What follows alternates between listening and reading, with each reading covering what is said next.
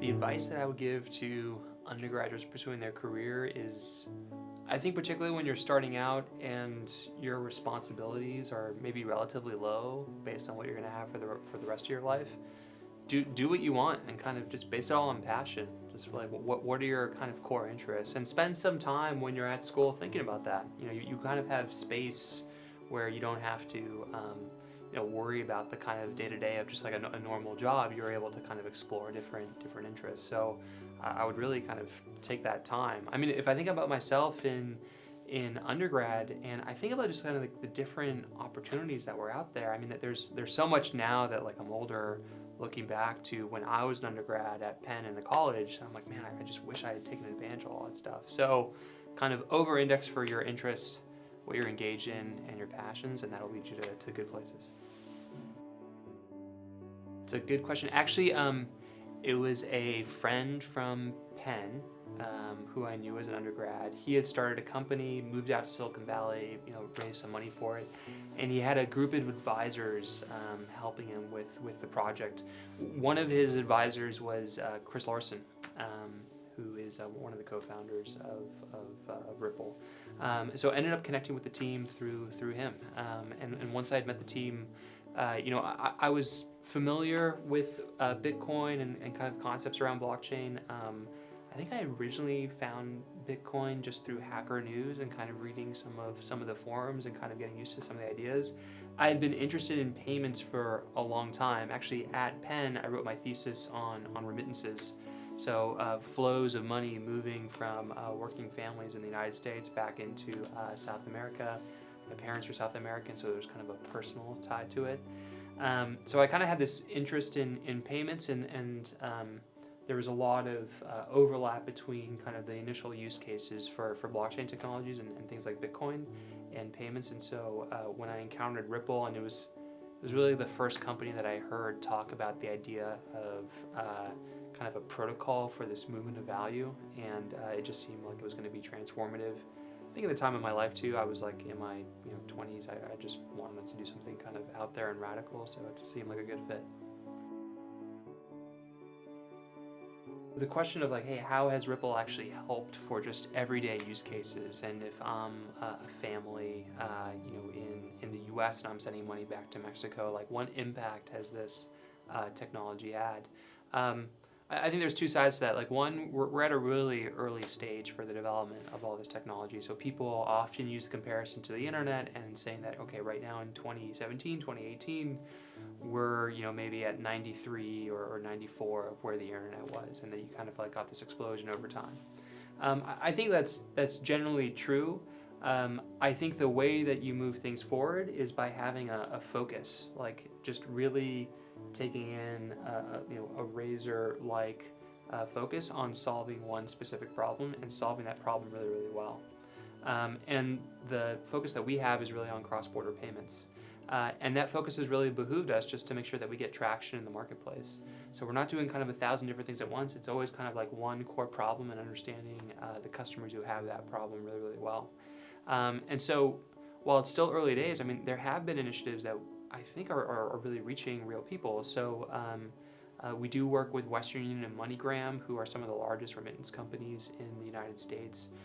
We've also partnered with the Gates Foundation on creating an open source payment system that they're releasing into multiple emerging markets that will really kind of help with financial inclusion there. So listen, I don't want to overstate the way that this technology has impacted financial inclusion. I think there's still a long way to go and a lot of work to do, but you're starting to see some of those initial seeds and kind of initial areas of traction, and that's what really matters in the early days, is like, where's the momentum? Is there something that's catching on? Is that flywheel getting going? And we're totally getting there. I mean, there's about 120 customers and different financial institutions around the world that are using Ripple now, and you'll see that grow over time.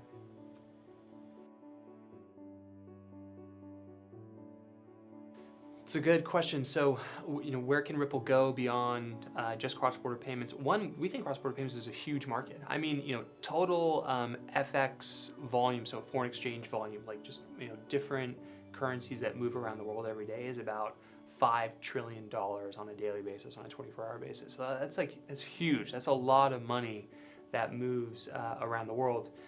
So we're actually very happy focusing on cross-border payments, probably for a long time. Again, just as a company, as a single company, we think it's good to preserve like an operational focus and discipline. I think what you will see us do is start to invest in other companies that focus on different use cases. And we think that's how, you know, some of this ecosystem will grow over time, is kind of allowing for different companies to be created that can kind of focus on their own specific applications, set of problems, and customers as well.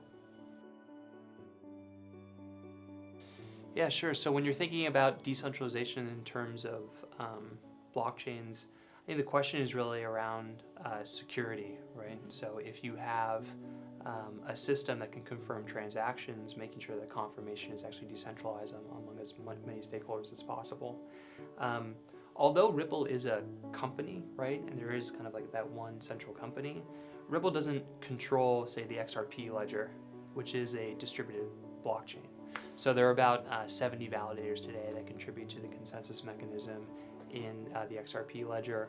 Ripple does run some of those servers. We have published a decentralization strategy that will actually like remove Ripple from that as well, even further.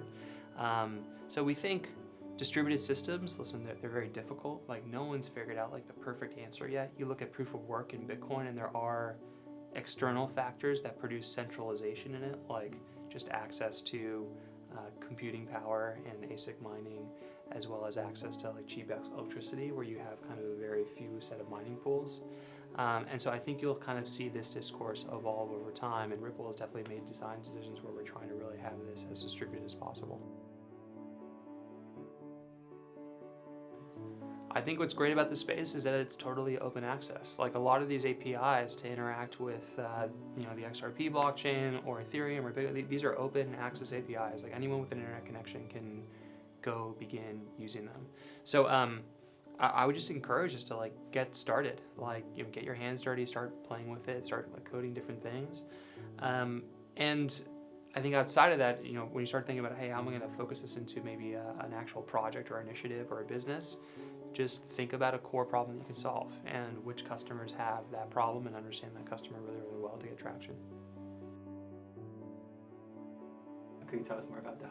Sure. So Raised by Us is it's a nonprofit. It is actually slightly payments related. So it's a program by which it allows companies and the employees at those companies to donate any portion of their paycheck to a charity. So when you have a job and you have a paycheck, typically like portions of your paycheck are siphoned off for taxes or certain kinds of benefits. But you can also now actually do charitable payments directly from your paycheck. And the reason we thought that was interesting was just that, you know, there was a lot of commentary about how like new generations of people and workers weren't as philanthropic as prior generations. And we were trying to think of like very convenient, easily accessible ways that people could engage in charity and philanthropy and really engage in their interests. So to the point earlier of like, hey, what's your advice to college students? It's almost like, hey, like, you know, spend time engaging in your passions. And part of that could be charitable as well. Like if you're passionate about, you know, disease-related things like Alzheimer's or cancer research or, you know, childhood education, like those are all things that you can engage in through charities as well by donating. And that was something that we were trying to encourage with Raised by Us. So with Raised by Us, so I started Raised by Us with my friend Simon Kirk, who was an undergraduate at Penn as well. I, strangely enough, given my accent, I spent a lot of time actually growing up in London. So I graduated high school in London and then came back to the States to come to Penn. Simon is from London. He's actually British. He has a British accent. I just heard him in the library, actually here in this library. So we're filming this in Van Pelt right now. So I heard an English accent and I just said hello to him because I was like, oh, I grew up in London too. And we sort of struck up a friendship that way. And I think we kind of lost touch for a couple of years after graduation. And it was maybe 4 years or so after graduation that we ran into each other at a party in New York, and it was just totally, so we kind of sprung up that connection again.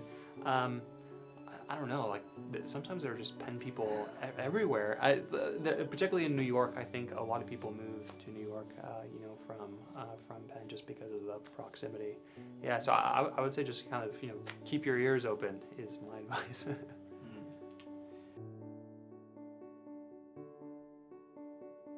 I mean, in terms of last comments, again, I was an undergrad at Penn in the college, spent 4 years here in Philadelphia.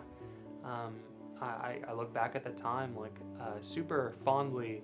I think I think it's a common experience for a lot of people to come from different areas of the world to Penn in Philadelphia, and then after graduation, like leave Philadelphia. That was definitely my experience. I moved to New York. I've lived in London. I was living in San Francisco for a couple of years. These kinds of centers I think are pretty common, but I honestly look really fondly on my time in like Philadelphia and West Philadelphia in particular. I think Philadelphia's role as maybe like what's commonly referred to as a second tier city actually gives it a lot of kind of breathing room. And everything from like the music and the food that I had out here in Philadelphia, one, it was like a lot cheaper to kind of like just do things, and I think that bred a lot more kind of experimentation and forward-thinking things, and I've always kept that with me. So maybe one message I would give is like engage with Philadelphia. It's a really amazing city. I'm glad to hear that it's been like growing and doing well since I was here like almost 12 years ago. And I would definitely encourage students to like get off campus and like spend time in this great place.